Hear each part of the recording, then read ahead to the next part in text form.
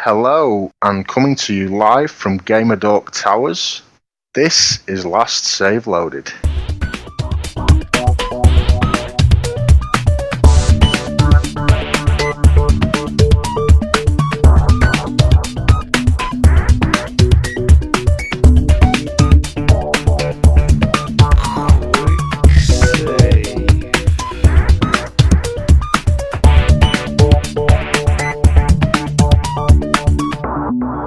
Anybody there? Joe? Hello. GB Joey, are you there? Is that you? I'm here. Fantastic. Hello. From the cupboard under the stairs to the Gamerdork Towers. How we doing? Fantastic, mate. I'm really well. Yeah, me too. I've had a fad. I got someone else's teeth in tonight. I got a feeling my speech is not going to be brilliant today. I think you've said that in every episode so far. I don't think you can speak very well, to be honest. I think that's what it is. No, it's the old age. It's just I'm getting on a bit, and my teeth are starting to fall out. Yes. Anyway, no, I'm very, very well. In reply to your question, I'm actually I've had a fantastic day. The weather's been really good. Fresh start after a holiday. Feeling good. What about you? Yep, I'm pretty much the same. I've had a good. I've not had a straight week off work. I had to work a couple of days in between, but I've had a bit of time off work. It's been great. The sun's been shining. That's nice. That's nice. Yeah, it's all good round here at the moment. Good. Well, same here in the north of Spain. The weather's picking up now. It's clear that spring is clearly in full swing here. The trees are blooming and the sun's shining, and we'll probably get rain next week. But while the weather's good, nice walk along the bay and a relaxing coffee with the newspaper in the morning and a stroll along the beach is always nice. Excellent. Talking of coffee, I've got a quick thank you. In fact, we won't do that one just yet. We've got a couple of. Should we go straight into the thank yous that we're going to give out? Do you think? Yeah, go on then. Yeah, because they're well deserved, I think. Definitely. Well, before even pre. I've got your teeth in now. Even before the thank yous, we've got a bit of an announcement. I'm sure everybody knows already, but we are now proud members of, drumroll, Gamerdork. So many thanks to Zibzang and Ratso for welcoming us into the Gamerdork fold. And also for the help that they've given us along the way. Absolutely. Zibzang's been fantastic, and Ratso too, of course. They invited us onto their show, episode 77, I believe. Yep. And if you haven't listened to that, then go ahead to the Gamerdork website or on iTunes and download it and enjoy, because we had a whale of a time. I certainly enjoyed. I was a bit nervous because it felt, like being up there with the big guys, so to speak, and I was a bit scared, a bit nervy. But once the whole thing, once we relaxed and the whole thing got going, I felt really good, and it's a great pleasure to record with them. Hopefully, we can do maybe another one again in the future. Absolutely, yeah, it was a fantastic show to record. I suppose I was a little bit. I don't know if nervous is the right word. I think I was more excited about recording than anything. You got the old butterflies in your stomach as well, don't you? When you just feel like, I can't. But I mean, I was so nervous because, as you can probably hear from the episode, the quality is not good from my side, because it bleeds a little bit into my earphones, because I forgot to put my volume down. I was just shaking like a leaf. I was nervous as anything. So and now I've got my new headset, which I'm talking to you all and recording on now. So hopefully that should reduce the problem as well. Can you say that again? No. Did you get that? Yeah, I'm only messing with you, mate. You sound fine with your new headset. Yeah, no, it's brilliant. It's much more comfortable than wearing the turtle beaches, and probably a lot safer as well. Because I think they're more suited for gaming, aren't they? The turtle beaches. Definitely. So go ahead with your thank yous. Yeah, it was just a thank you to Zib and Ratso for, as I say, welcoming us into the Gamerdork fold. We're obviously and the community members as well. I think they've done a good job as well. They've also got some nice messages over Twitter and some mails as well, thanking us, congratulating us on. Yeah, we did. So thanks everyone for the support. It's been fantastic. And along with the Gamer Dork influence, we've also got Jay Krylon70 Taylor as our editor as well, which is great because I always used to love listening to the episodes that Jay edited on Gamer Dork. I thought he did a fantastic job with them. Not to say that Zib didn't, obviously, because he does a good job as well, but I always thought Jay's episodes were brilliant, so yeah. glad to have him Jay on board productions as well. are always brilliant, aren't they? They have this little touch, this magic touch that he's got. Yeah. And hopefully he can bring that to ours now and jazz it up a bit. Yeah. But not that it needs any jazzing up, of course.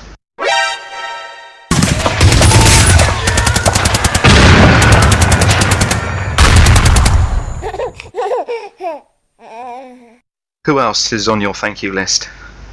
Again, continuing with the Gamer Dork theme, Simon Spoon6 Cook, who does the theme tunes for Gamer Dork, has also very kindly created a couple of tunes for us as well. One of which you'll have heard at the start of this, I would imagine, and the other, I think we've actually already used the other one, haven't we? We've just never actually thanked him before, which is a massive oversight on our part. So. Yeah. I think we did say a thank you when we first used it, but I think it was very brief because, we got tied up with other things, I suppose, and maybe it was just to mention. But anyway, it's out there. A big, humongous thank you to Simon, because he really is a talented musician and a fantastic guy as well. And he does our... very much appreciated. Certainly. Go on, next Gamer Dork, who are you going to... Who are you going to thank now? Go on. Well, I'd just like to thank my mum and dad, really, for... no, I think that was it, wasn't it, for the thank yous? Yeah, I think that was more or less. We've also thanked one of the dorks that I can particularly remember, Guy, who we'll come on to in a minute because he's going to be named a few times, especially for us for coming down for a meet. Which is the next topic I think we're going to be talking about in a few minutes. But anyway, just a thank you to him for coming down. I had a fantastic time. Yeah, absolutely. Because as you say, over the Easter holidays, you were in London for a week, right? You were there from the Monday to the... not quite a week, was it? Monday to Saturday, I think you were there. It was, yeah, exactly. Monday to Saturday. We flew back on Saturday afternoon. Yeah, so it wasn't quite a week, but it was a very hectic week. What with the royal wedding on and everything, London was absolutely packed to the rafters. Yeah, I did catch a little bit of the royal wedding on the TV through no fault of my own. I was doing my best to miss it. I was actually playing Portal 2 when it was on, trying to finish that off.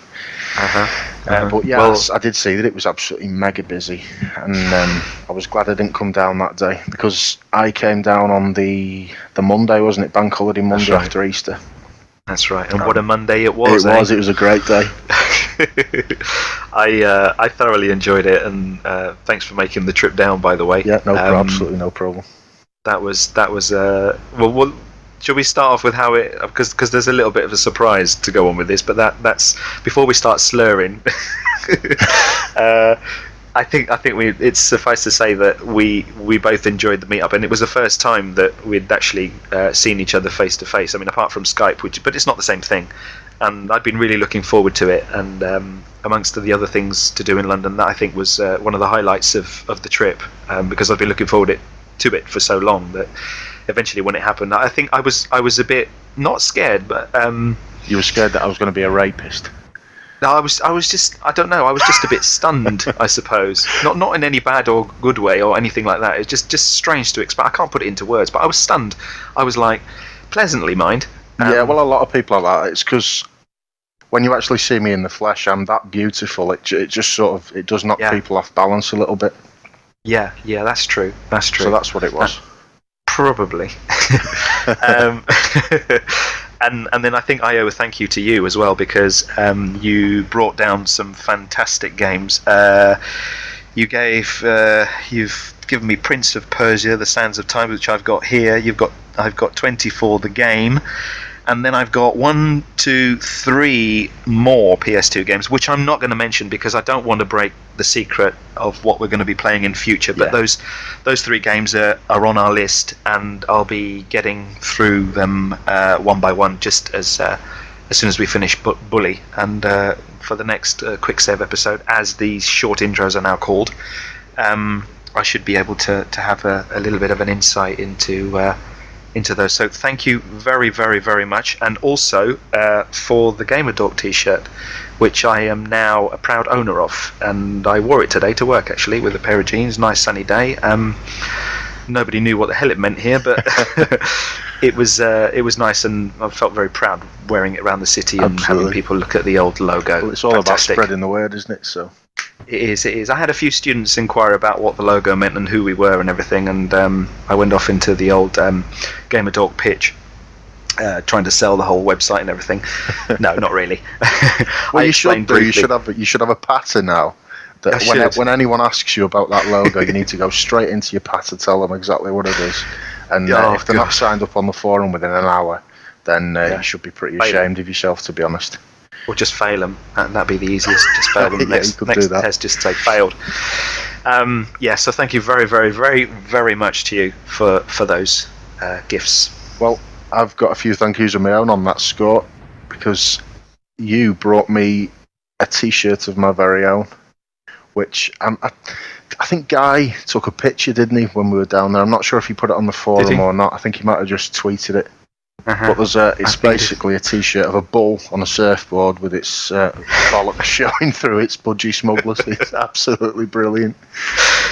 Oh, I just saw it in the shop, because it's from a very typical bass shop here called Kukushu Mushu. Kukushu Mushu, yeah, I remember Kukushu Mushu, which is it's a brand. It's a Basque brand, and it means kiss of the flea, if I translated that from Basque to English correctly, or thereabouts. It's more or less, maybe lost in translation a little bit, but that's more or less what it means, or that's what they try to get at. And and it's a t-shirt that you see kids and older people and younger people and people of all ages from the Basque Country. Where I've got one too. Not with a bull on it, but I was just walking into a shop looking for a t-shirt for myself and just seeing that and thinking, I know who this would look good on.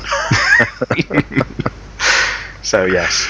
Yeah, well, thanks for the t-shirt, it's brilliant. Have you worn it, just out of curiosity? I have, yeah. I wore it yesterday, in fact. Get any comments? I didn't actually go out in it, we just stayed in yesterday. Right. So no, not yet.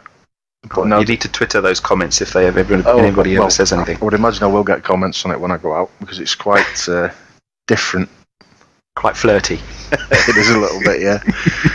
And also, thanks for my coffee. You brought me some absolutely lovely coffee from Donostia. Is that Donostia? Donostia, yeah, which is the pronunciation, or basically the Basque word for San Sebastian, which is... Donostia is San Sebastian in Basque. It's what all the locals call the city, when they're speaking Basque. Oh, right. San Sebastian's too long. I thought Donostia was the region that San Sebastian was in. No, Donostia is the same thing. I mean, Bilbao is simply called Bilbo in Basque. Bilbo which Baggins. Exactly. Well, actually, funny you should say that, because there are stories, or I've heard somewhere or read somewhere, that Tolkien's grandmother was from Bilbao, or she lived in Bilbao, or something of that nature, and I think that's where the name Bilbo was originated from. Right. Don't quote me on that. I'm not sure, but I'm sure I've read it somewhere. Well, I won't quote you on it, but all the listeners will, because it's there for everyone to hear now. So yeah, it's something of that nature. I'm not sure of the details. I need to recheck, but it was a while ago, because I stumbled across the name just like you have now, and thought, hang on a minute, this sounds familiar. And I remember reading something about it, and it's going back 10 years. So, yeah, something like that. It rings a bell. That's interesting. Yeah. What else? That's it. Oh, by the way, you like the coffee? That's the other I did. Thing yeah, the coffee is absolutely lovely. It's very strong, isn't it? It is. It's lovely and strong. I like a strong coffee. Yeah, I knew you'd like that, because that's the stuff I drink here. I like my coffee like I like my men. Big and black. Strong. in a nice big mug. Strong and sweet. you old racist, you. Sorry, I had to get that in. It's always a joke. It's a staff room joke. It happens all the time with the female teachers. Of course it does. You've got to get it in. It breaks the ice. Oh, dear. Anyway, let's get down to business. Why are we here, Jake? Why are we here? I was watching a programme today about the beginnings of the universe, actually, and I was thinking about that exact question before. Why are we here? Right, that's the end of the podcast. Thank you for listening to Last Save Loaded. We'll be back soon with another episode.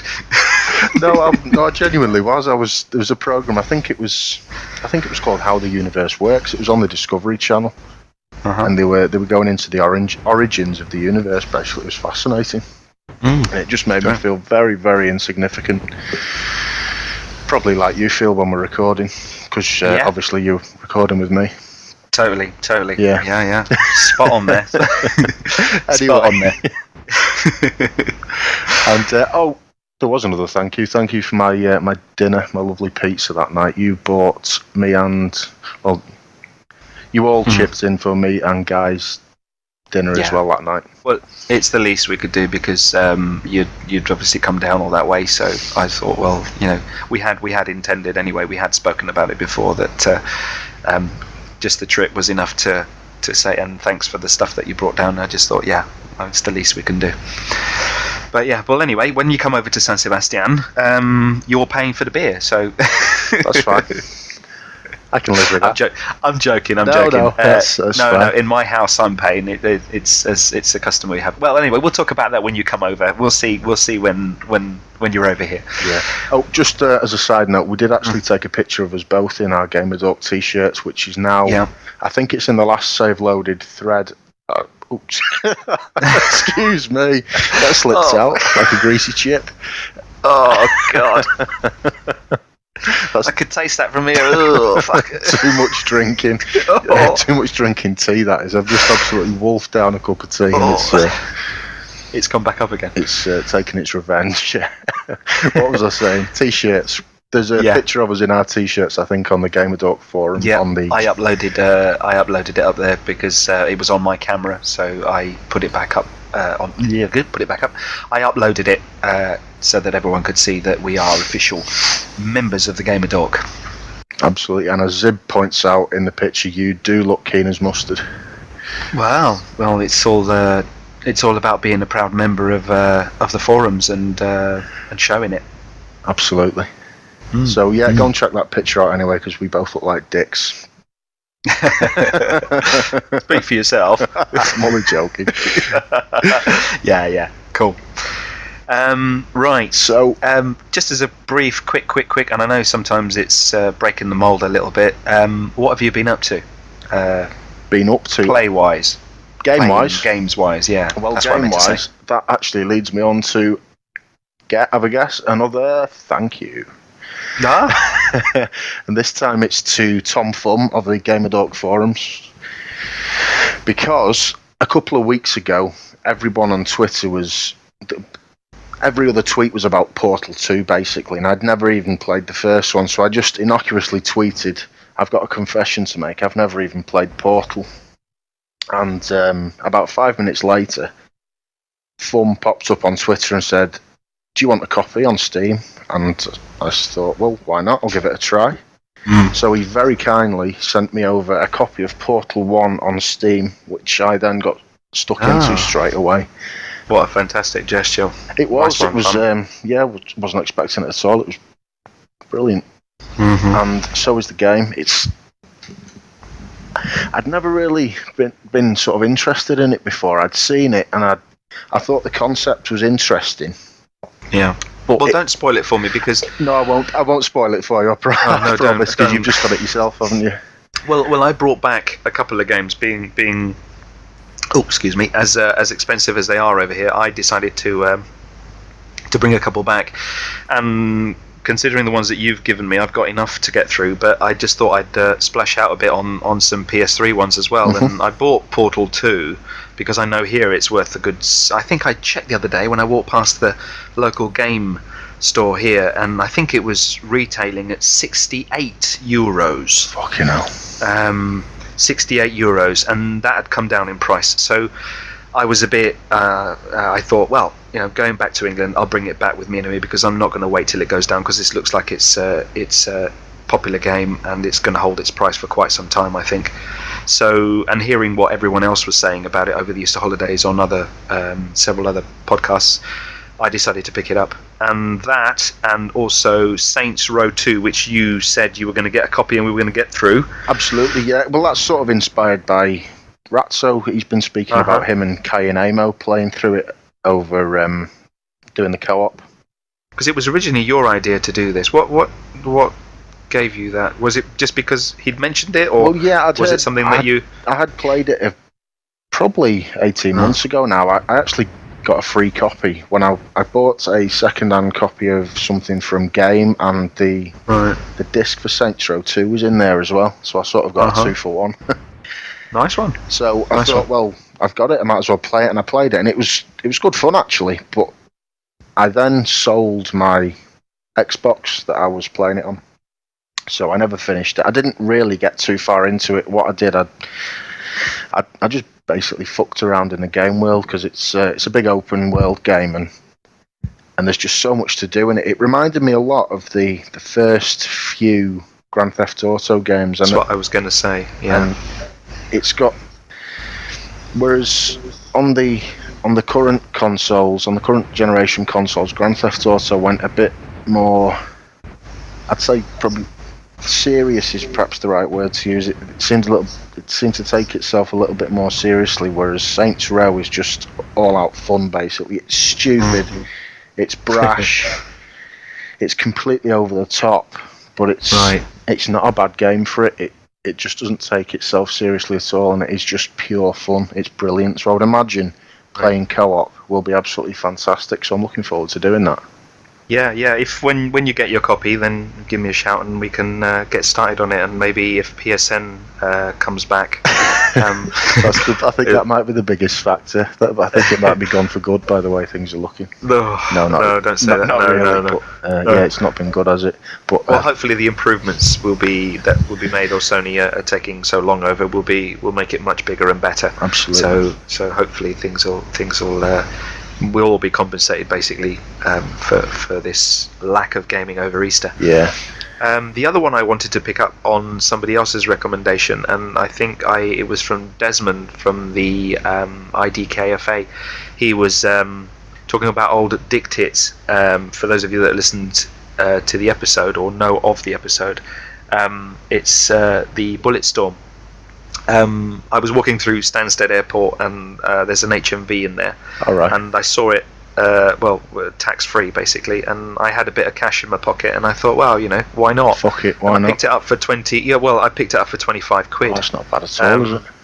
No, and I had a choice between Cod Blops, which I think people are sort of starting to go off a bit. So I thought, well, I think I've got Saints Row 2, and I think Jake will probably have a bit of fun on this as well. I wasn't sure whether you'd played it or not, so I thought, well, if you pick it up, maybe that's another game for us to co-op and piss about on. Yeah, if you're up for it. I haven't actually thought of picking it up, but I might do actually. There's certainly some trophies we can get together, help each other on. I'm a trophy whore, so yeah. I don't mind if you're up for it. Then, but definitely Saints Row 2. Mm-hmm. Good stuff. Anyway, back to quickly jumping back to Portal. It's been talked about to death, and it's something we may actually cover in more detail in the future. But I just wanted to say it genuinely is one of the best games I've ever played. It's just stunning. That's the only word I can think of to aptly describe it. It's just a stunning game. It really took me by surprise, because, as I was saying, I'd had no interest in it at all before, really. And it was only Thumb's tweet offering me the copy for free, essentially. I just thought, yeah, absolutely, why not? I'll give it a go, and I'm so glad I did. I actually played it on PC. It's the first game I've played on PC for a while, actually.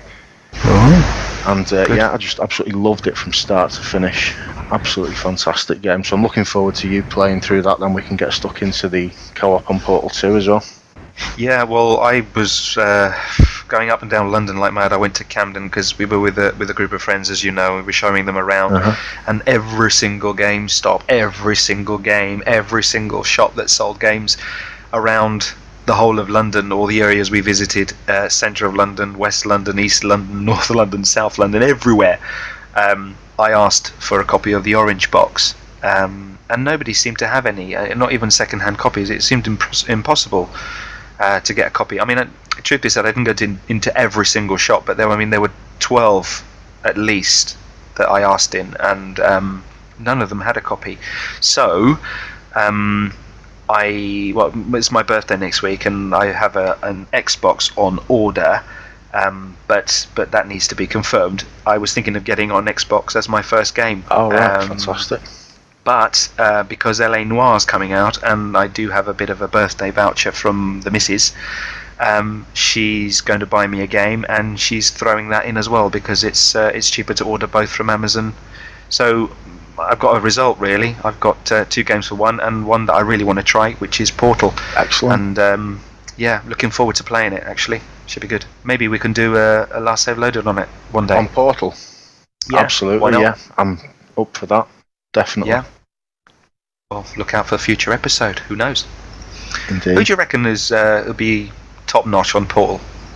Say again, sorry? Who do you reckon we could have as a guest on Portal? Who do you reckon we Portal? can ask? Oof. Who's the guru here on Portal? On Portal? I'm not thinking out loud here, by the way, listeners. Sorry. I'm not sure, to be honest.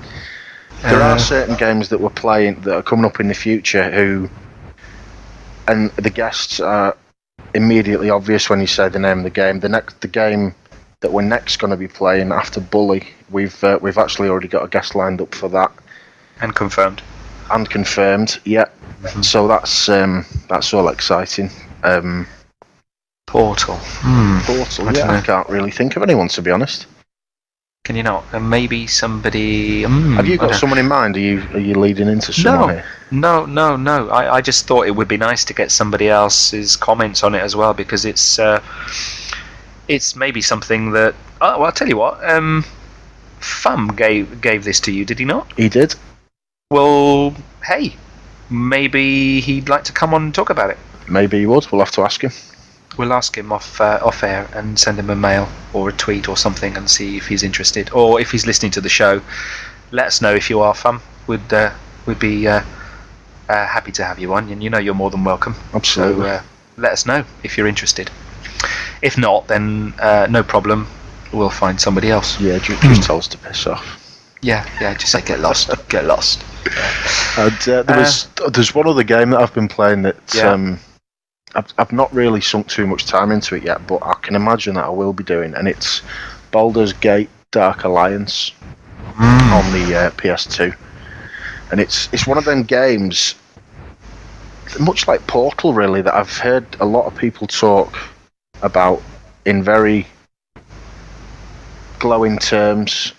And again, it's something that for one reason or another never appealed to me, but I saw it cheap when I went into a game a few weeks back and thought, you know what, I'll get that and just give it a go. And I initially started it a few weeks back, and I only got about 20 minutes into it because I think I had to dash off, or something stopped me playing it anyway, and I was just getting into the swing of it, and I hadn't had a chance to play it again until a couple of nights ago. So nice. I stuck it back in again, and it's fantastic. It's I suppose an action RPG, maybe would be the best way to describe it. And of what I've seen so far, it's great. The story kicks off basically you're in a town and you get the shit kicked out of you basically, and then you're taken into a tavern to recover, and you meet a couple of characters in there, and you do a couple of sort of quests for them, and the story sort of leads on from there. And I'm really looking forward to getting into it. I can imagine in the next Quicksave episode I'll probably talk a little bit more about it when I've sunk a little bit more time into it and I'm a bit more familiar with it. I'll be interested to know what what your views on it are, because I might give it a go. Yeah, it's something like. I mean, as I say, I've only played about maybe 40 minutes, and already I can tell it's going to be a brilliant game, and it's going to take quite a bit of gaming time, I can imagine. So yeah, do let me know. I will do. Yeah, absolutely. Probably in the next Quicksave episode, I'll talk some more about it. Yeah, why not? Yeah. So, what have you been playing then? Well, briefly, I tried to clear some of my pile of shame. I've been meaning to play Bioshock 2 for quite some time, and I've forgotten how good it was, or it is actually. I played one, finished one, and a while ago, and thoroughly enjoyed it, and was thinking of going back and doing it again before playing 2. But I just thought, well, I'll try and make my way through it as best I can and see if I remember. And I'm actually really, really enjoying playing as a was it Big Daddy, and saving the little girls, the little sisters. Yes. See, go on. I've never actually played. I've not played Bioshock 2 at all, and I've only briefly played Bioshock 1. I've got them both, and they're both sat there waiting to be played. I've never really got into it. I think I've probably played about an hour of the first one, and then I think it might have been just as we were starting up Last Save Loaded, and then that started to take up a lot of my gaming time, because there was quite a bit of. Well, maybe this is another opportunity to add to the co-op game list, because this has got the multiplayer element in it. Oh right, is it a co-op element, or is it like a shooter? To be honest, with PSN down, I haven't tried, and I think it's there's a multiplayer aspect to it, because I've only been playing single player. Obviously, I haven't tried it. I wanted to take it online, but couldn't. So maybe that's something we can explore together, and maybe see what comes of it, because it looks like it's good fun. Like I say, PSN being down, the internet is not really a perfect opportunity to try a game like this out, but I just wanted to get through the story, because I'd enjoyed 1 so much that I thought, I'm going to really get into this. And being on my own, single player, as it were, I've just put it in one day and just thought, hey, why not give it a bash? And I really, really, really am into it, and I'm enjoying it immensely. It's actually eating, because the other game, as I was going to say, is Bully. I've been playing Bully as well, and it's eaten into my Last Save Loaded retro gaming, so to speak, because I've been enjoying Bioshock 2 far more than Bully, and that's without the multiplayer element. But I'll let you get through 1, just like I'm getting through Portal, and then maybe we can go and have some fun with 2. Yeah, absolutely. I'm up for trying that. It'd be interesting to see how well populated the online element is now, wouldn't it? Because I mean, it's how old is it now? Bioshock 2. It must be at least a year. I don't know. Yeah, is it a year? I think maybe more, slightly more. Possibly. Yeah, I think I've got a feeling it was about maybe early last year. Yeah. Or was it before that? I can't remember, to be honest. Well, I bought it back from London last September, so it's at least a year. Well, not yet, but September before. What was it? September? Oh, I can't remember. I think it probably wasn't September. It was probably the summer before that, but I can't remember. Well, we should. It's fairly old anyway. Let's leave it at that. It's not old enough to go on to Last Save Loaded yet, but it will in future. No. And I really want to put Bioshock. I really want to put Bioshock down on Bioshock 1. That is on our Last Save Loaded games list. Yeah, well, perhaps we can have a look at Bioshock 1 when the new Bioshock's coming out. I mean, that's Bioshock Infinite's coming out. Is it later this year, or is it next year? No idea. But we'll have to check on that date, actually, and perhaps we can sort of do the first Bioshock to coincide with the release of the new one. Yeah. That might be a good idea. Okay, well, Last Save Loaded staff meeting over. I think we can... Do you reckon we should start recording now, or what? Yeah, okay. Hit record when you're ready. Right, okay. We've got some listeners' comments, I believe, as well. Some people have been sending stuff in about Bully. This is about Bully. We might as well move on to our thoughts on Bully now. Yeah. I put a tweet out before just to ask if anyone had any good memories or experiences of it that they wanted to share, or any comments, and we got a comment back from bear with me. Let me get this right. Actually, while you do that, should we have a little short break and see how we go, and come back with some real info? Yeah, let's do that. All right then. Right, we'll have a quick short break and we'll come back right after this.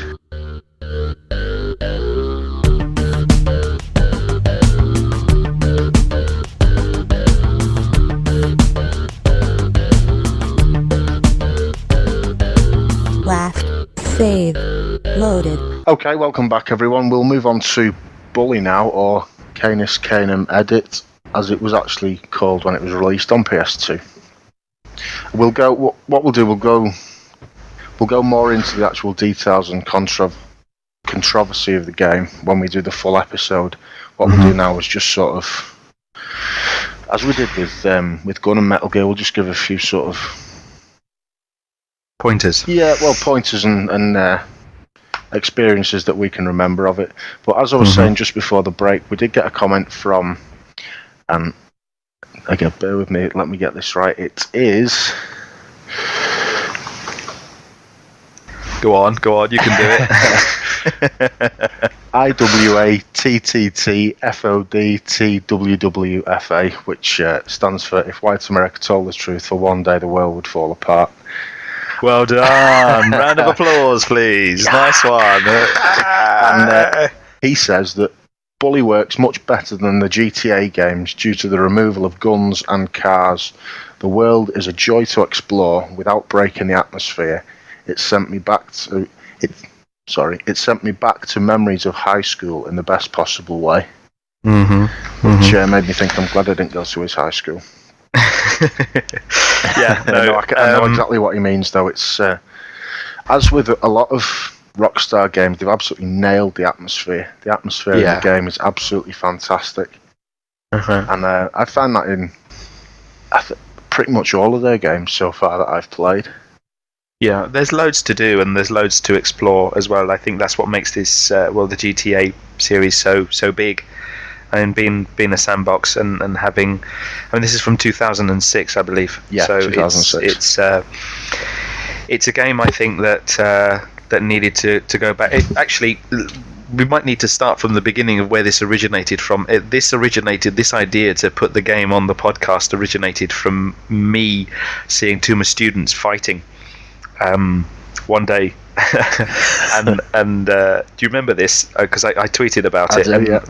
We were talking, I don't know what it was, in the staff room, and suddenly this, this brawling, shouting just outside the door, and it was just a running outside, picking them up and trying to separate the two, basically. I think you might have actually mentioned it on the podcast. Did I already? I think you might have done, yeah. Yeah, well, anyway, it goes back to those that'll be an excuse to listen to the earlier shows, and I actually thought, hang on a minute, this is just like being at school again. And I thought, hang on a minute, there's a game or something that this reminded, and I couldn't quite remember what it was called, or it hadn't stuck because I hadn't played it for so long, and then I remember tweeting and saying, hey, shall we do this? And I think that's going back to, as IWATTOFDTWWFA says, it does match with the atmosphere that we're used to, or not used to, but we associate with schools. You know, you've got the uniforms, you've got the typical bullies, you've got the messing around, you've got the bunking off lessons, you've got all this, which will go into greater detail in the full episode. But I think, Rockstar hit the nail on the head, as they do always with these games, and they really, really do add that flavour, that essence, and that little extra something that I don't know what it is, just like a street, that buzz, because like the streets in Grand Theft Auto, the school has its own buzz as well. Absolutely. And you see students coming, rushing to class, running out of class. When everyone's in class, there are the old, typical people bunking off, or kids bunking off, or running, to another lesson because they're late, etc., etc. So totally agree with what he says. Yeah, about it. One thing I found about the actual game world it's not quite as well. It's nowhere near as big as the previous Grand Theft Auto game from Rockstar, which was San Andreas, which had an absolutely enormous game world. And I think one problem that San Andreas suffered with, because of the size of the game world, is that a few areas felt not quite as not quite as truly alive as others, because they seemed a little bare. You mean?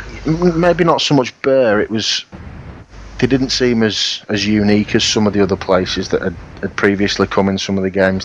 They felt a bit. I don't want to use the word generic, but it's the only word I can think of. They seemed a little bit samey and not.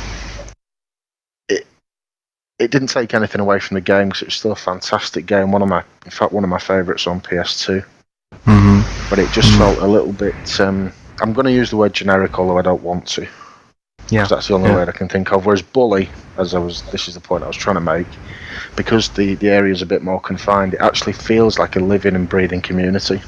Yeah, it does. The whole. There are a few niggly bits though, which we'll go into at a later point. But there are a few little things that they do, which I've got down here on my little red notebook. In the red folder.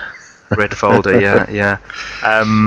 But as always, I think, there has to be something. There's very little wrong with what Rockstar do anyway. You can see by their whole catalogue of games, and one as recent as Red Dead Redemption. You can pick a couple of things up. But there it is. The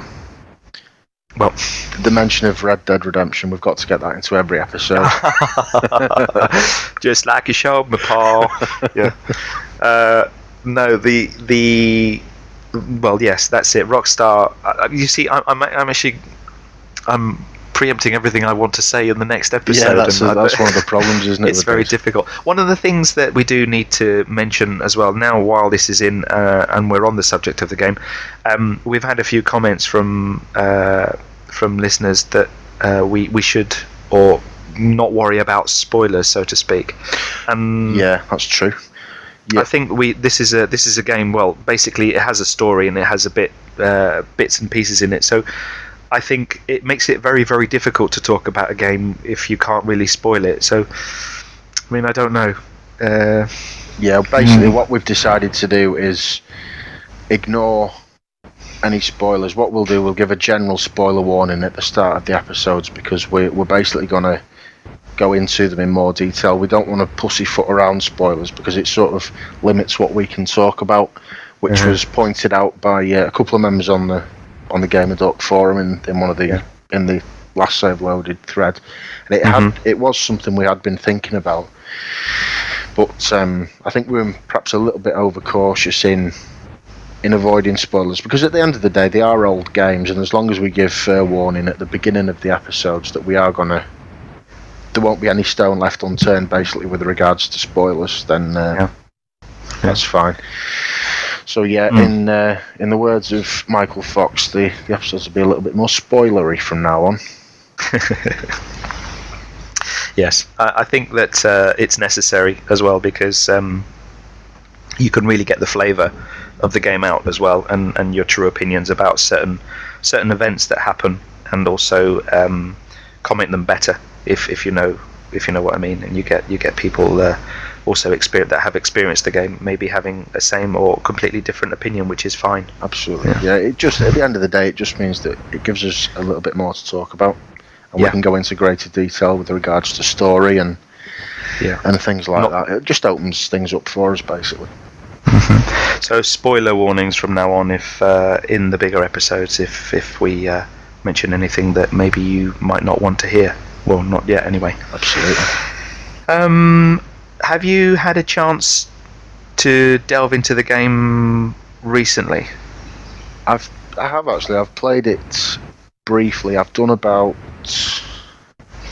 probably only done about 5 missions, so I've not put a great deal of time into it yet. Okay. But those 5 missions have truly reminded me what an absolute joy it is to play the game. I think I said it in one of the previous episodes that this is one of, if not my favourite game on the PS2. It was when it was released, it was. I don't think I played it immediately after release, but I remember getting my hands on it and thinking, I cannot wait to play this. Once I'd loaded it up, that was it. I pretty much played it from start to finish without playing anything else, and it probably took me 4 days, maybe. Wow! So I did complete it quite quickly. Yeah. You see, I haven't completed it because I think, as always, there's always something bigger on the shelf, and I didn't rinse it at all. I didn't even get, I don't think, halfway through. There were a few, I wouldn't say nasty bits, but they were a bit complicated, and I was sort of stuck for things to do, and maybe a mission I was stuck on, and I just kept doing it, and it wouldn't go. And hopefully this time, as has happened in previous games and the ones we've talked about, I've gone back, done them, and actually sat down and thought about it, or maybe used the help of a spoiler, or maybe a walkthrough. But I'm going to see if I can do much more this time, this playthrough. I want to try and really go through the missions one by one, and really, until I've done, not have too many missions on the go as you do with GTA games. Sometimes you think you maybe got 3-4 missions going, and then you go off and do something else. Not get bogged down with that sort of exploration mechanic. Just get into the mission, do it, finish it, do the next one like this, and if they come up, I'll deal with them accordingly. But then leave the exploration really towards the end, when you've got your. This is what I'm expecting, and I'm saying this. Obviously, the experience is going to be something completely different, I'm sure. But I'm going to try and play it a little bit stage by stage, if you see what I mean. Yeah. And try and just follow the steps and soak in the story element, which I think is hidden below the surface, and try and pick up things that maybe might contribute to some sort of storyline. What are you expecting from this? Well, I think I pretty much know what to expect because I've played it before in its entirety, and I've actually played it again since on the Xbox 360, the Scholarship Edition. Okay. But I didn't actually finish that again because I sold my Xbox, before I finished it. And I pretty much know what to expect. And that is. How do you think this playthrough is going to be different then for you? Why would you want to go back and play a game like this now, having experienced it and having good, as you say, good memories of it? So it's just the game world. I think it's the actual game world itself that's appealing more to me than anything else. I mean, I think the story itself is quite good. It's perhaps not the best, although no, that'd be doing it a disservice to say it's not one of the best Rockstar stories, because it is a good story. So ignore that last point. Yeah, but I think Jake, delete. more than anything, I think it's the actual game world that's drawing me in. So I remember in my first playthrough exploring I probably explored everything on the map, I think.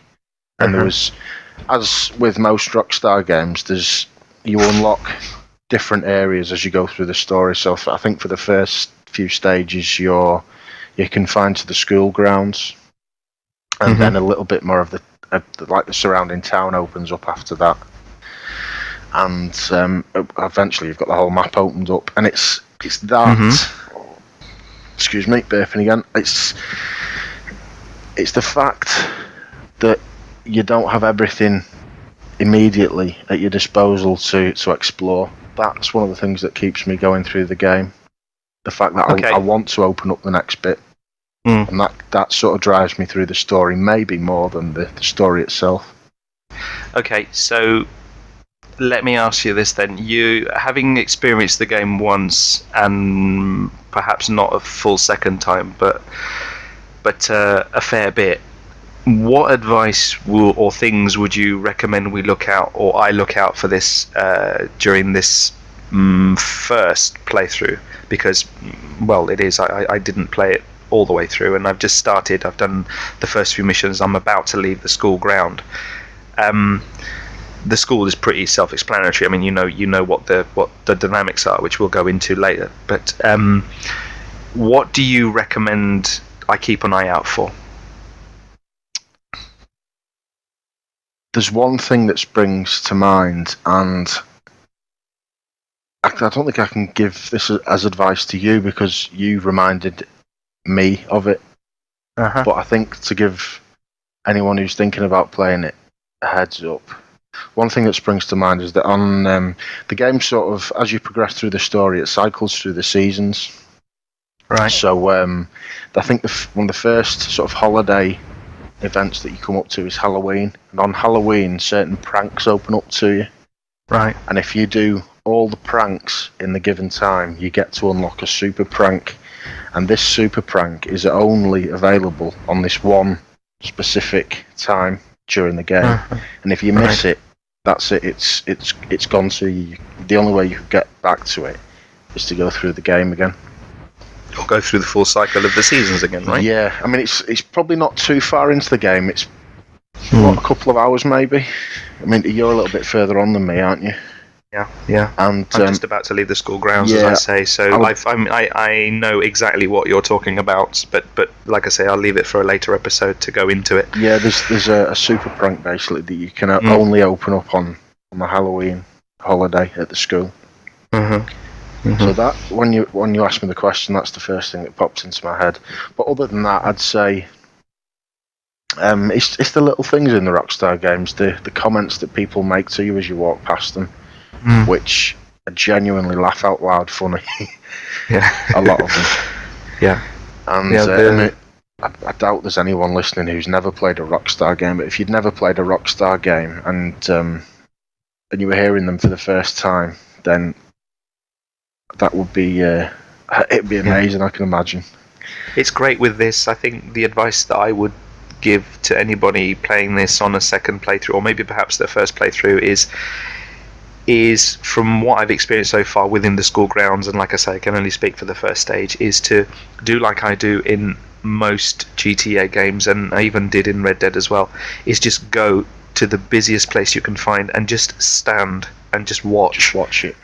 And watch people walk past you, listen to what they say, turn the volume right up, or put your headphones on, just sit there and just absorb everything, because I don't know how Rockstar do it, but they're absolute masters at this. Every comment is completely different, it's relevant, it's funny, as you say, and it's great because all the pupils have their own individual character. Yeah, they do. You stand there at the school gate just before the bell goes, and you can see people rushing in and talking about their books and their homework and detention and etc., and teachers, and it's just great. So I think that's the advice I would give to somebody playing through again, just to absorb those moments again and go through again. Absolutely. And we'll probably go into this in more detail, as I said earlier, in the full episode.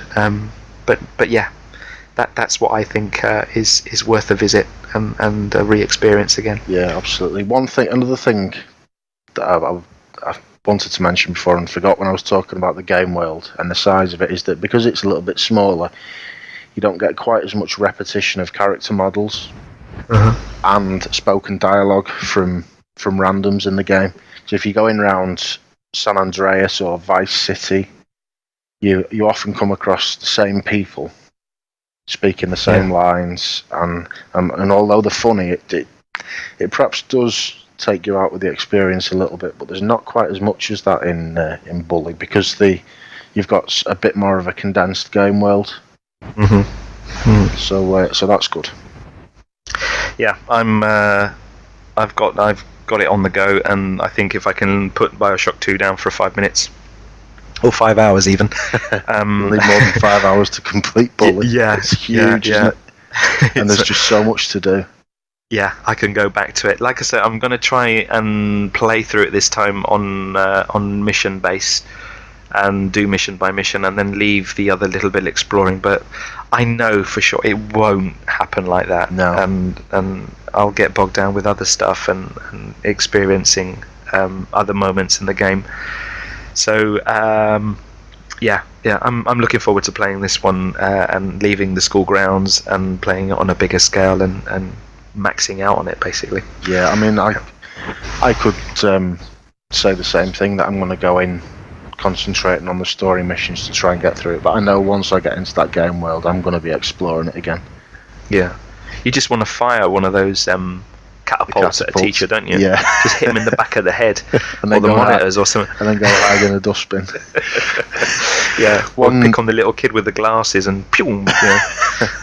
Hey! Yeah, it's great. The comments are fantastic. When you catapult it at one of the kids, it's just he's moaning. It's just funny. I found myself laughing and not getting away in time from one of the monitors because it's great. It's fantastic. It's like, as you say, laugh out loud. Totally. There was one thing I remember that really disappointed me. Oh yeah. When I first played through it, and that's as you're going through the game and you open the sort of wider town up. You eventually come to a carnival. There's sort of a fairground you can go in, and you can go on all the rides, and there's a go-karting track you can go on and do races. There's a freak show you can visit. There's roller coasters you can go on. And there's also a fun house. And when I saw the fun house for the first time, I thought, jackpot, this is going to be brilliant. But you can't get in the fun house, and I was absolutely gutted. It does open up for one particular mission later on. Right. Which, because I'd been trying to get into the funhouse for so long, I really enjoyed that mission when it came up. Okay, we'll stop there. Because, I won't go into it any further until the next episode. But yeah, that was. I'll never forget seeing it. My eyes lit up, and I was thinking, "Oh, this would be brilliant! A funhouse in a carnival in a game, amazing." But then I couldn't get in, and I was gutted. Okay, we'll be talking in the full-blown episode with our special guests, which I think we can name now if you don't know already. We'll be joined by Zibzang and Ratso, who are playing the game at the moment, and they're going to come and talk about it with us on the show. I'm looking forward to that as well, having the guys on the show and chatting about something as fun and entertaining as Bully. Absolutely. Well, as you said, we had an absolute riot recording Game of Talk with them, so I can imagine this will be a fantastic episode to record with them too. Yeah, be brilliant. Especially if Zib's on the whiskey. It'd be brilliant. And we're going to name... Should we say what the episode's called? Do you think that's worth a mention? Now we've revealed who? Yeah, we can do.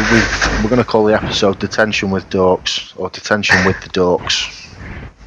Which should be coming to you probably towards the end of the month.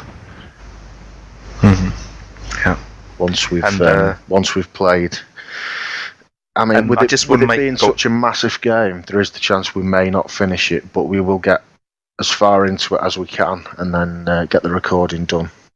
Have a chat with Zib and Ratso about it, and get the episode out. But I would imagine it will be towards the end of the month. There'll be plenty to say as well, because we'll get some reviews, some comments, and I'm sure Ratso will give us a little bit of game insight and information, wonder facts and stuff, as he knows his stuff. Absolutely. So it'll be great to see what light he can shed on Bully. It'll be interesting to see. I'm can't wait. Well, it's interesting you should mention reviews, because I was at my mum and dad's over the weekend, and I picked up a few of my old PlayStation 2 magazines, and lo and behold, I found one with a review in it for Bully. You got it there in front of you? I have. I'm reading it right now. Do you want a few snippets from it? Yeah, go on. Just give us a sneak preview. Don't give too much, because I think it can be extended a little bit in the later episode. But go on, yeah. Well, what I'll do is I'll read a few snippets from it, and then there's a few more points that we'll perhaps explore in greater detail when we actually record the full episode. Yeah, go on then. I'm all ears. I'll read you what they've summed up with, basically. And they've put, at its heart, Canis Canem Edit is a really well-designed, brilliantly scripted game that merges the best of GTA-style freedom with a tongue-in-cheek, genuinely amusing take on school life. The ingenuity of the plot and the overall style of the gameplay does seem a little at odds with some of the violence. Martial arts and the baseball bat beatings don't seem to fit somehow, but considering the tabloid-fueled fears about this game, it's remarkably restrained, and is probably the most original game on PS2 of this year. Dun, dun, dun. And they gave it an 8 out of 10, and it got Game of the Month. And brilliant. That was in episode 88, or issue 88, I should say, of PSW. Brilliant. Right. Okay. we'll stop there, I think, because otherwise we're going to go into it. I feel like talking about it now. Actually, should we give Zibzag and Ratso a call and see if they're ready to record now, and just tag it on to the show or something? Yeah, I'll just keep going. Brilliant. Okay, well, another little break, and then when we come back, some comments, questions, tweets, mailbag, and etc., etc., etc. See you in a bit.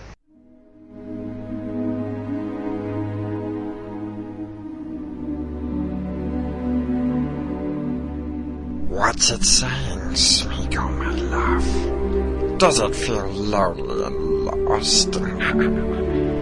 Does it want to know all about the latest games? Listen to the Gamer Dog. They will be the masters now. Yes, precious. Hi, and welcome back. Now, Jake, we've had some correspondence. There are 2 questions in our mailbag, and do you want to hear? Do you want to see what they've got here? Yeah, let's see what they've got to say. The first one is from a listener called Skulachi. Nice name, by the way. And he asks, what is your favourite ever PS2 game and your favourite new series of the current generation? My favourite PS2 game is Canis Canin Edit, or Bully, shall we say. So I'm looking forward to hearing you talk at length about it. My favourite new series is Bioshock. The atmosphere of the games sets it apart for me. I agree. Bioshock is also my favourite series. I enjoyed the first one immensely, as I said earlier, and I'm really getting into 2 as well. Yeah, Bioshock, without a doubt, that's my favourite for the moment. I would say that it's a game that I didn't have much interest in when it came out, because I think it was off my radar, and hearing other people talk about it and people comment on how Rapture and the world was so different and so nice to explore, and it had its own character and life, as it were, intrigued me somewhat, and I thought, well, why not give it a try? And I was immediately hooked. So yeah, like you, Scalacci, I'm hooked on Bioshock and love it. What about you, Jake? The new series from the new generation. So I'm really in 2 minds about this. It's a toss-up between Uncharted and Assassin's Creed. The second Assassin's Creed game, Assassin's Creed 2, is perhaps my favourite PS3 game. Above Red Dead Redemption? I was just coming to that. Red Dead Redemption doesn't count because it's so far above everything else. But aside from that, I think Assassin's Creed 2 is possibly my favourite PS3 game. And Brotherhood was also fantastic, but I didn't think it quite lived up to 2. Although I'm looking forward to the new one as well, which is... I don't think it's officially been announced. They've sort of announced that they're going to announce it's coming out later this year. It's going to be called Revelations. Assassin's Creed Revelations. Fantastic. So I'm looking forward to that. But I think because of the consistency between Uncharted 1 and 2, and from the look of things, 3 is going to be fantastic as well. I think Uncharted probably just pips it for me. Okay. The second question we've not answered that first one yet. Oh, go on. What was it? What is the first bit to it was, what is your favourite ever PS2 game? Ah, right. First ever. Now this is a hard question, I think. It's a very hard question. I haven't played everything on PS2, unfortunately. No. To be honest, I don't have a lot of genre experience on PS2, so apart from sports games and a few typical let's call them big titles, I haven't played very much on PS2. Well, let me ask you this then: if you were going away to a desert island and you were granted a PS2, a TV, and one game, what game would you take with you? Oh, Bully.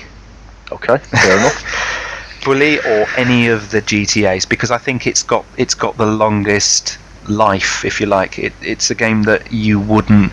Yeah, I think I would choose any of the GTAs, San Andreas or 3 or something like that, or maybe perhaps Bully, because I think they've got the longest life. I can play those over and over and over again, and I don't know, do something nasty like piss off the cops and for hours and hours on end and not get bored. Yeah.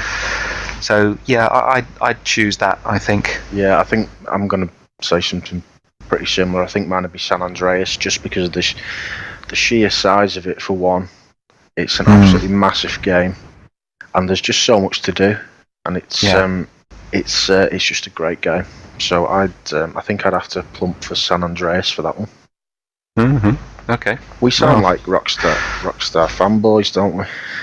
We do a bit. Yeah, we do a bit. But, maybe you should start calling the podcast the Rockstar Cast. Last Rockstar Loaded. That'd be great, wouldn't it? That would make a hell of a difference. We'll have to do one of the Grand Theft Auto games at some point. I think Vice City. Yeah, definitely. Vice City, perhaps. Yeah, That's definitely. fantastic.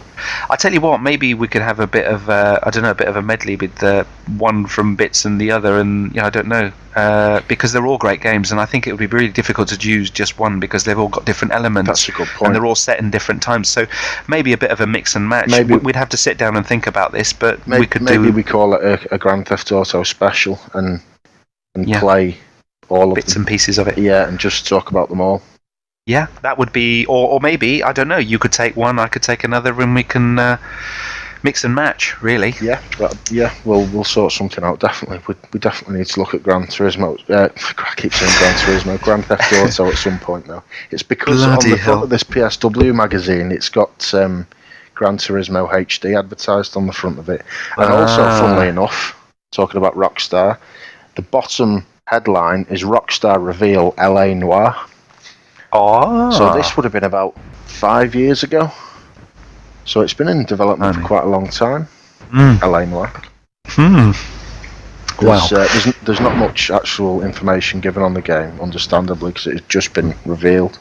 But yeah, Nice. it's, Yeah.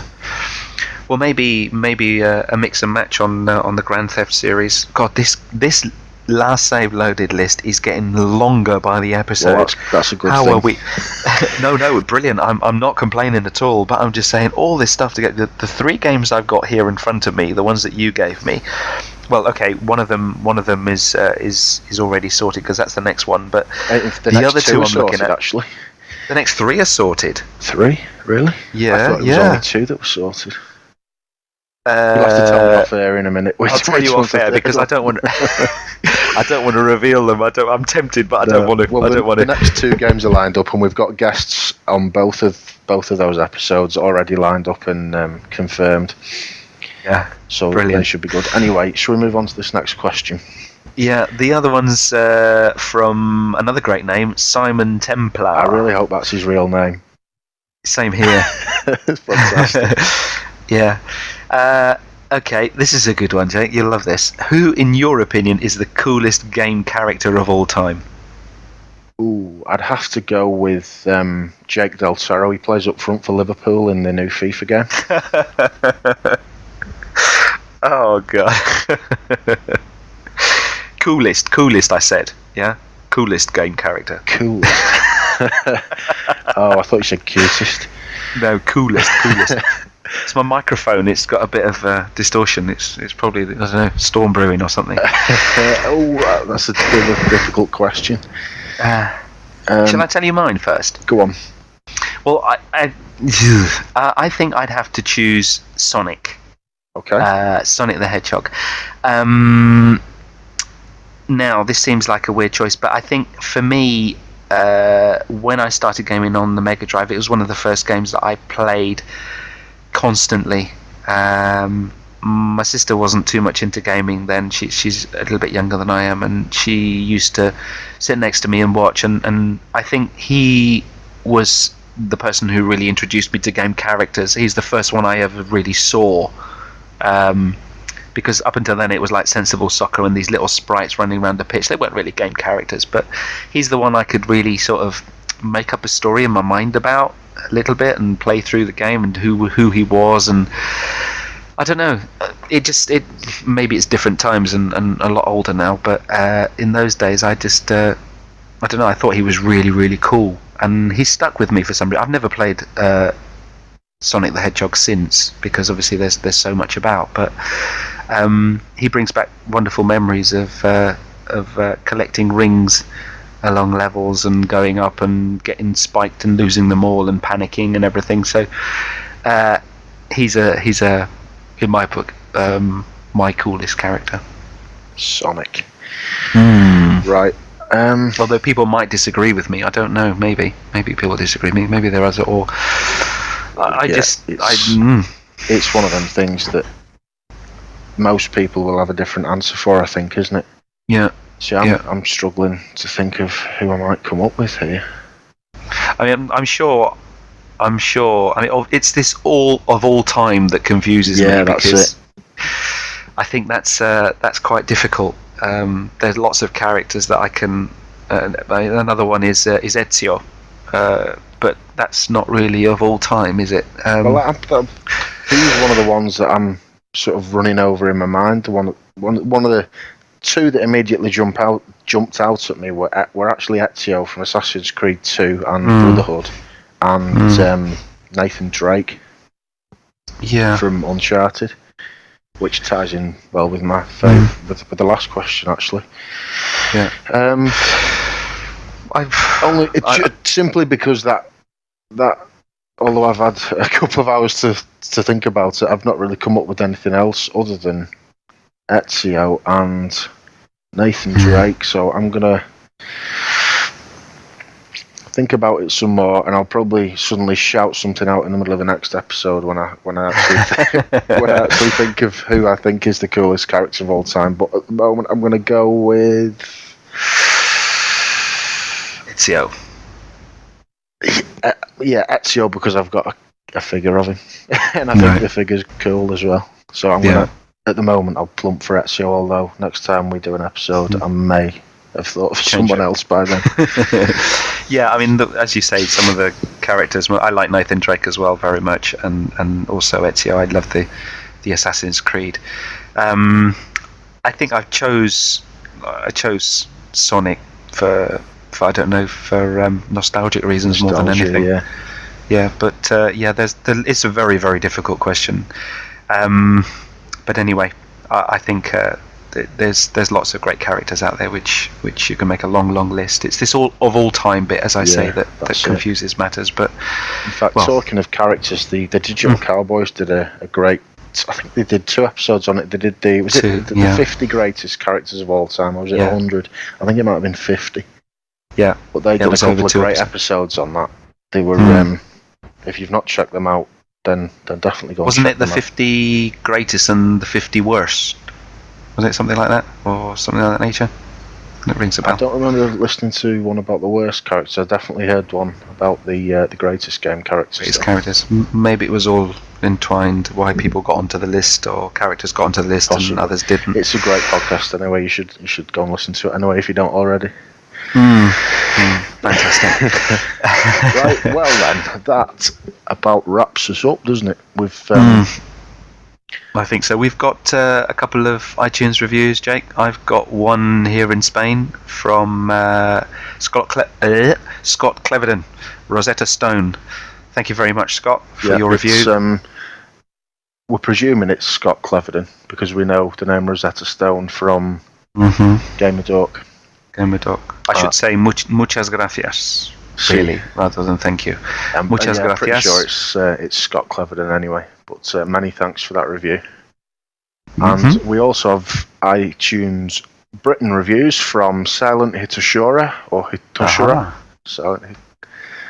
One of them pronunciations anyway. Silent Hitoshura.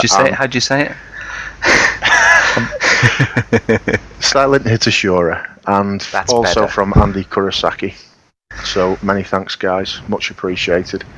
So if you've got time, please go over to iTunes and leave us a review and a comment, because it does sort of bump us up a little bit if we do get more reviews. So if you've got time, please do that. Don't want to beg too much. Yeah, it does help us at least a little bit to get us to make things better as well, because all positive and any negative comments that you might have, or how we can improve how we can improve the show.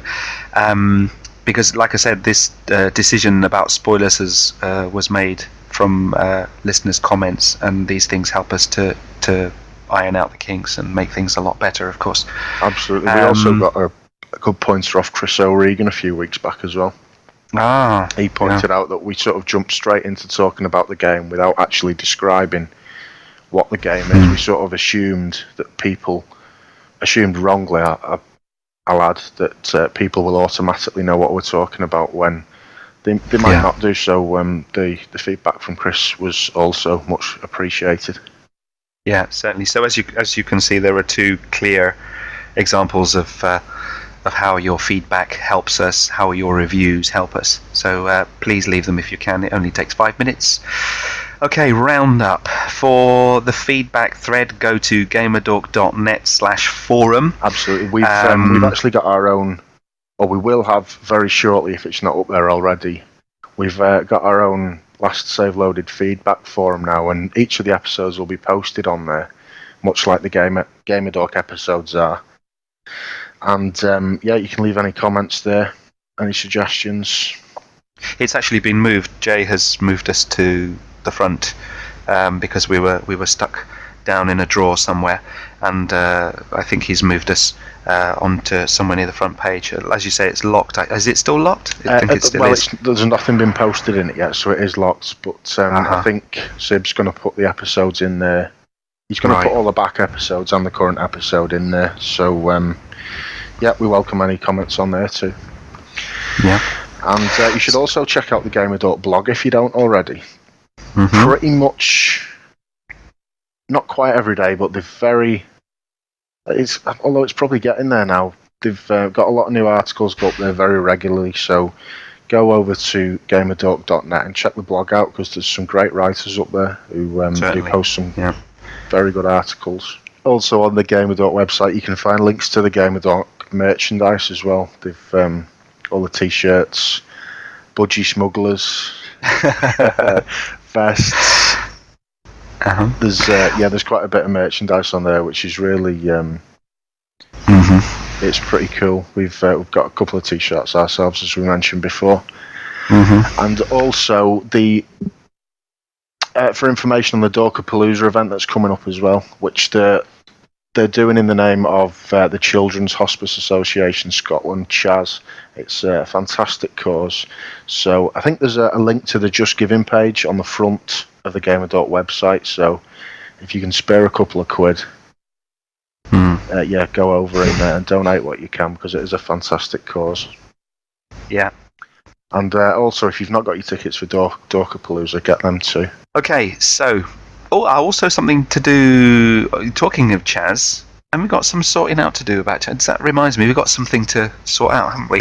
Yeah, we need to sort out a couple of costumes, because if you've not heard the episode of Gamerdork that we appeared on, we've basically pledged £50 to Chaz with a slight stipulation, and that's that initially it was going to be that Zib walks around in a costume all day, and he eventually bartered it, didn't he, that he's going to do half a day and Ratzo's going to do half a day in a costume which has yet to be decided on.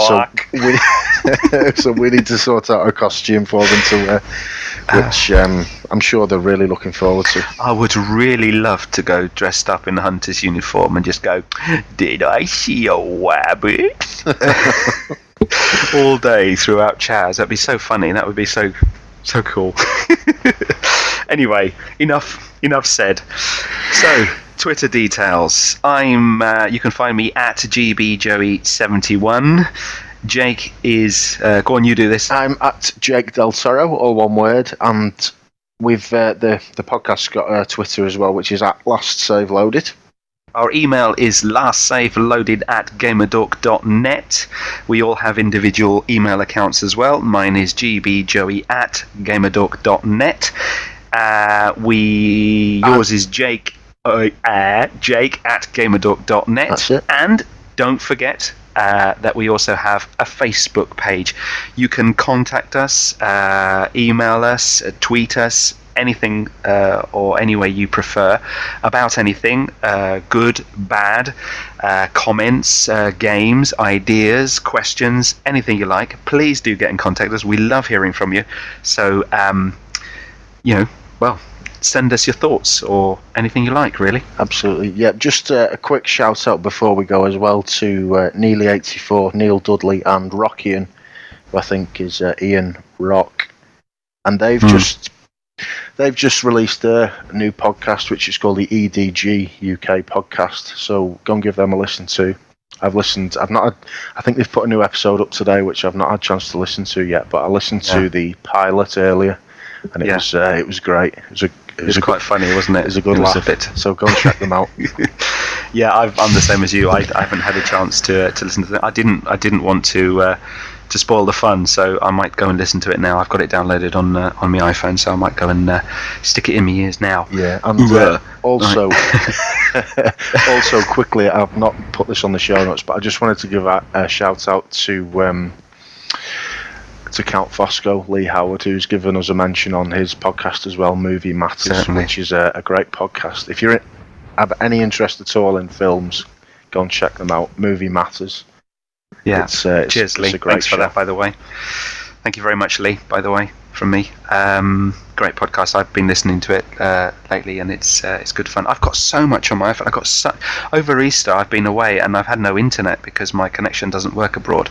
So I've got such a backlog. I've got something like 14 podcasts to catch up with. God blimey. Anyway, right, Jake, let's get out of here. I have been GB Joey Calvo. And I have been Jake Del Toro.